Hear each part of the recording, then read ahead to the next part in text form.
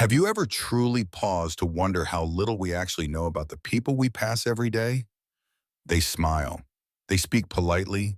They appear warm, confident, even perfect. But beneath that polished surface, there may be something entirely different waiting quietly in the shadows.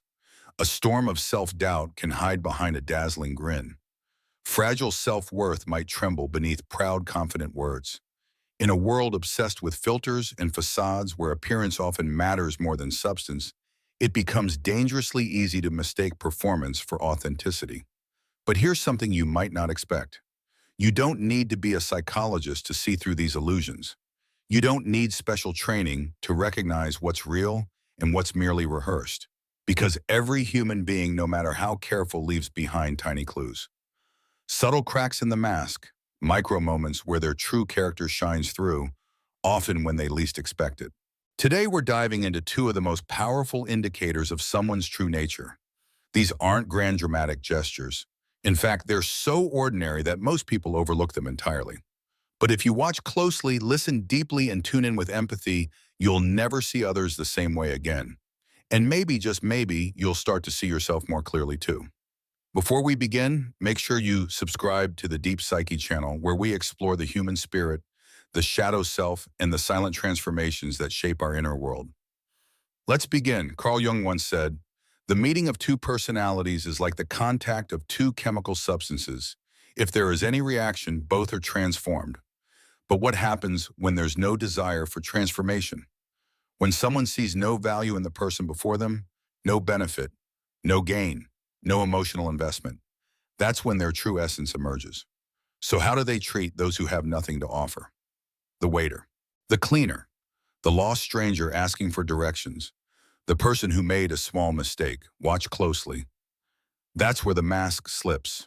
The truly empathetic person doesn't change based on status.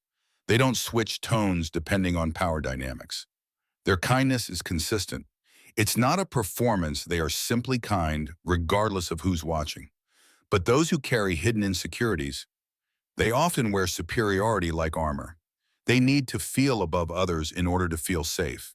They speak down, dismiss, or ignore people they deem beneath them, not because they are strong, but because deep inside they feel small.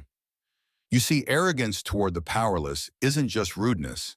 It's a psychological wound wearing a mask of pride. A wound rooted in fear, in inadequacy, in a desperate attempt to avoid feeling invisible. And these behaviors, they speak volumes. Do they thank the barista? Are they patient with the receptionist? Or do they act as though the world owes them something? Psychologists agree how someone behaves when there's nothing to gain is one of the clearest windows into their soul.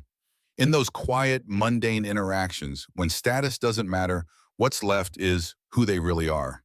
And while you're observing others, pause to ask yourself, how do I treat those who can't give me anything in return? Do I rush past them, or do I offer a simple, genuine smile? Even small gestures can reveal the depth of your character. Because authenticity isn't loud. It lives in small, quiet choices. Let's talk about the second mirror of character one that speaks even louder than words, the way someone treats a promise. A promise isn't just a sentence. It's a silent contract of the soul. When someone gives you their word, they're doing more than making a commitment. They're showing you how much they value honesty, trust, and reliability. And the true test isn't in the big promises, it's in the little ones. The "I'll call you back," the "I'll be there at 5," the "I won't forget." Why? Because character isn't sculpted in monumental decisions, it's built in the everyday ones. Carl Jung believed that we are defined by what we do not, what we say we'll do. And someone who honors their word, even when it's inconvenient, is showing you something rare: an internal alignment between values and action. That integrity is a lighthouse in a stormy world. But what happens when someone breaks a promise? How they respond says everything. Do they take ownership, offer an honest explanation, or do they deflect, blame others, and brush it off as if it meant nothing? Researcher Brené Brown reminds us that owning a broken promise with vulnerability and honesty is one of the purest signs of emotional maturity. So pay attention to patterns. Does this person overpromise and underdeliver? Do they frequently forget commitments, or do they consistently follow through quietly without fanfare?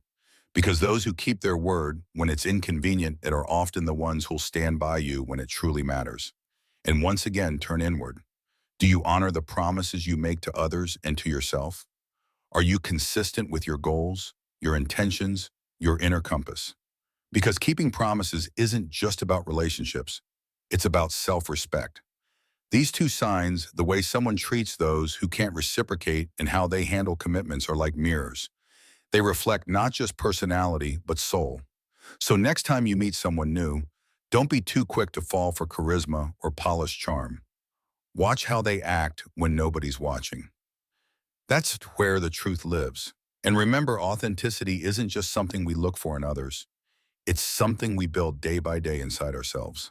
If this message stirred something in you, if it reminded you of the values you cherish, then please subscribe to the Deep Psyche channel and share this video with someone who values depth over image.